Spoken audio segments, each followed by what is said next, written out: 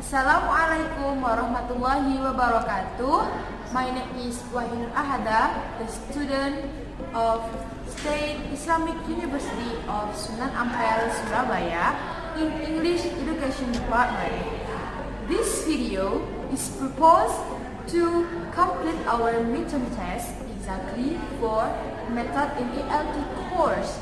Of course, I'm not alone here. I work with my team. Today, we will talk about comparing PPP and TBLT for EFL learners. All of you guys, if you wanna get information more about PPP and TBLT, stay tuned on this video and check it out.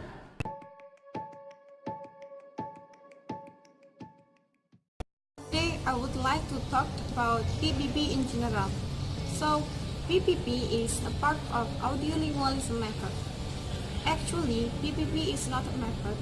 It's just like a procedure or a variation of method.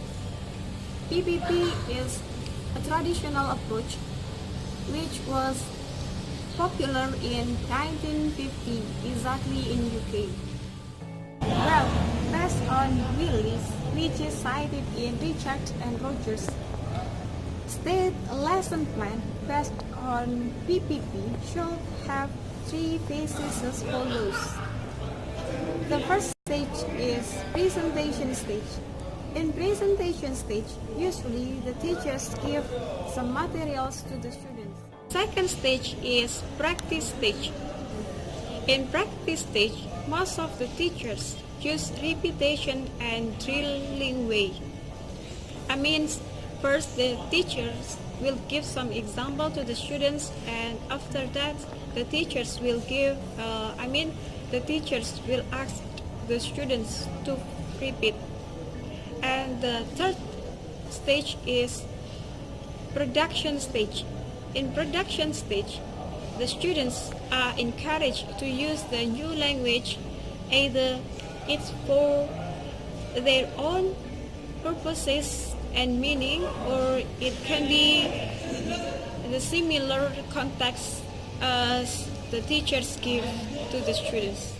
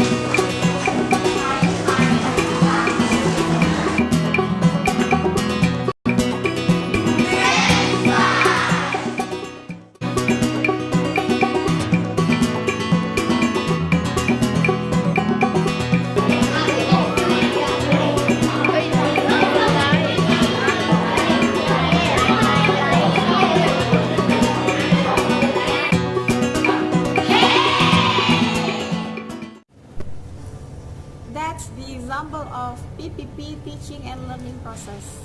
Even though PPP was popular in the worldwide, PPP has some criticism from the expert.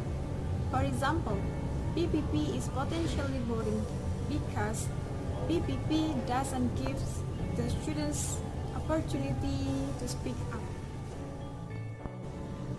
So that these criticisms influence the existence of TBLT approach.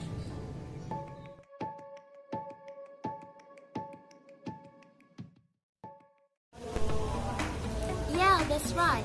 The existence of TBLT relates to the criticism of PPP. Some experts say that PPP is an effective procedure to be applied because PPP has the function for grammatical competence, not for communicative competence.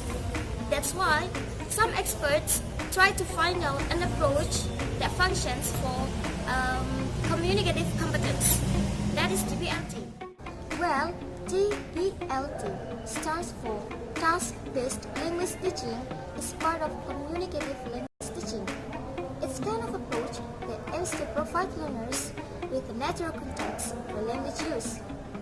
TBLT was popularized by N. Prabhu in the southern of India, exactly in Bangalore.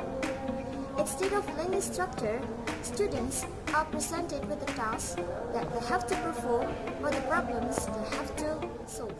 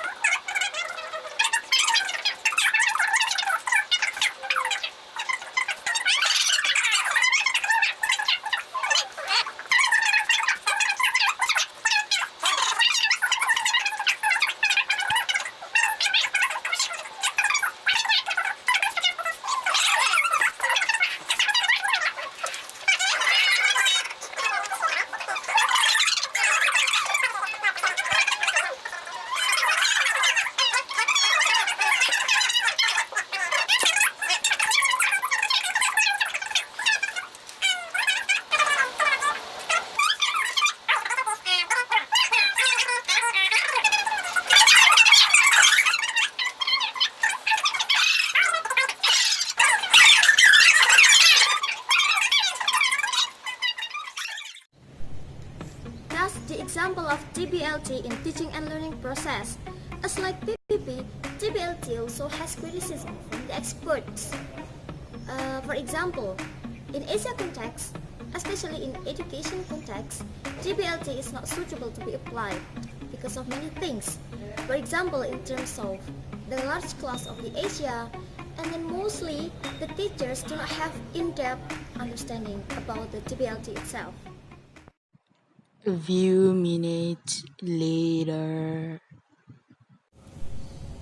Well guys, after already known the understanding about the PPP and TBLT, could you imagine or could you choose which one is the best approach to be applied? Okay Muhim, is there any aspects from PPP and TBLT that can be compared? What do you think? Okay, the first characteristics of PPP is grammar is taught deductively. So what about in TBLT? While in TBLT, grammar is not taught deductively because in TBLT, the goal is for communicative competence, not grammatical competence, so that the main focus in fluency, not in accuracy. In PPP, errors are evidence of poor learning that requires more PPP treatment. Is it the same with TBLT? Not really. In TBLT, errors are considered as the process of learning, so that when the students make errors in the class, the teachers do not give the negative feedback because the teacher realizes that errors are part of process of learning. In TBLT, the main characteristic is task. Well, the students are given tasks which reflects to real life. Is it similar to PPP? No, PPP doesn't have task. PPP only has practice and production, while in practice and production, students do repetition and drilling, which do not reflect the real life. Well guys, we can conclude that actually those approaches are good to be applied, but they have different place. If PPP, it should be for young learner or beginner, while TBLT, it should be for advanced level because they already had more knowledge. According to the research conducted in Hong Kong, most of the teachers in Hong Kong prefer to use PPP rather than TBLT. It's because they think that PPP is easier to be applied than TBLT, while the rest of them prefer to combine both of those approaches. Okay, we personally prefer to combine both of those approaches. Why?